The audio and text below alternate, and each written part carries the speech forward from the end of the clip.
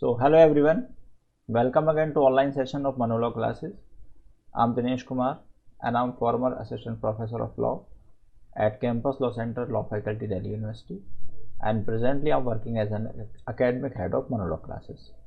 So dear students, in today's session I will discuss with you one of the latest landmark judgment of Honorable Supreme Court in the case of Ghanshyam Mishra and Sons Private Limited versus Edelweiss Assets Reconstruction Company Limited and others. This judgment was delivered by Honorable Supreme Court on 17th August 2022. But before moving to the main discussion part, there is an important announcement for all of you. Admissions are open at Manolaw classes for droppers batch, and all of you may enroll yourself with us for getting the best result. And for more information, you can dial on the given number, that is 9971 444 054. Dear students, the date of CLAT examination is 18 December 2022. So prepare yourself accordingly and wish you all the best. So now we come to this case. But before moving to this case, we should know about certain terms. This case is relating to the review of the decision of Honorable Supreme Court. So there are certain grounds on which decision of Honorable Supreme Court can be reviewed. But what happened, as this trend has been seen by Honorable Supreme Court recently, that various persons are filing the miscellaneous application or clarification applications, and in the garb of that they are seeking the review of the order of the Honorable Supreme Court. So basically there is a term functus officio. It means that when a decision has been given by the Honorable Supreme Court, then it will have the binding effect over the parties, and we may also relate it with Article 141 of Constitution of India that provides for the doctrine of precedent. It means that every decision must be taken as a final, but this statement is not absolutely right. Rather, there are certain exceptions to this rule. Means a person may prefer an appeal, and a person may also, or party may also, seek the review of the decision on certain limited grounds as mentioned in the particular law. So this case is related to the CPC, or it is a civil matter. So section 114 and order 47 of CPC provides for the review of the order of courts. Review means if there is certain apparent mistake on the part of the decision, or if any legal point has not been discussed by the Honorable Court in that particular decision, then party may approach to Honorable Court for the review of this particular decision. So now we come to the facts of this case. What happened in this case? An interim application was filed by the respondent number 1 regarding the clarification of judgment that was delivered on 13th April 2021.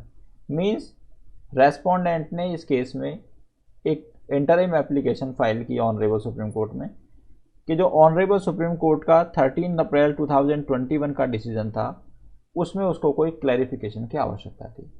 He wanted to seek the clarifications regarding the aspect of security of pledge of shares etc.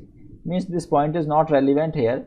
So basically we have to just see on what ground he wanted to seek the review of the decision of Honorable Supreme Court. But when Honorable Supreme Court reviewed the decision, Honorable Supreme Court found that there are some malified intention on the part of the parties, and considering that malified intention, Honorable Supreme Court made the following observations in this decision, which are very important from your examination point of view. So I am discussing with all these observations. So Honorable Supreme Court in this case observed that the present applications are nothing but an attempt to seek review of judgment and order passed by this court under the grab of miscellaneous application.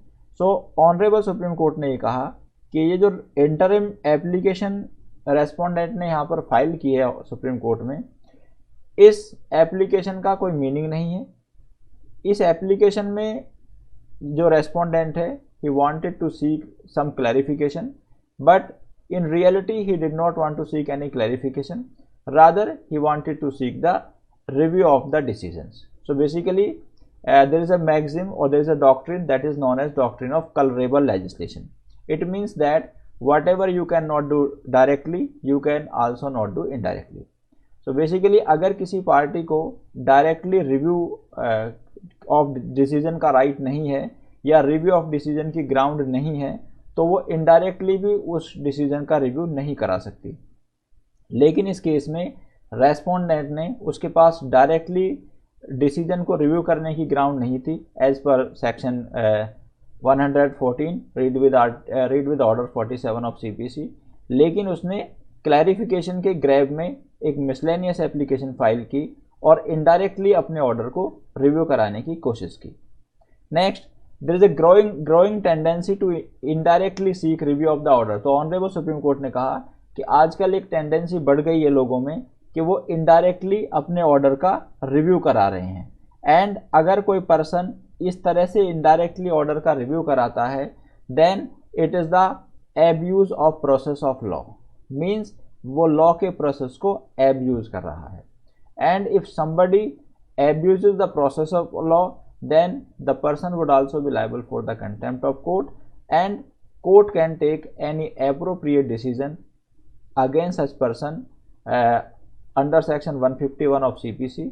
And if the matter relate to this criminal, if the matter is criminal in nature, then court can take appropriate action against the person under section 482 of CRPC. Honorable Supreme Court further observed that the valuable time of the court is spent in deciding such applications. So basically, as all of you are aware that Honorable Supreme Court has limited time. Honorable Supreme Court के पास limited time होता है, और अगर Honorable Supreme Court का ये limited time इस तरह के application में consume होगा, then Honorable Supreme Court will not be able to decide the various disputes, and it will affect the right of speedy trial of those persons who wait in the corridor of the justice for the they want to seek the justice in the court.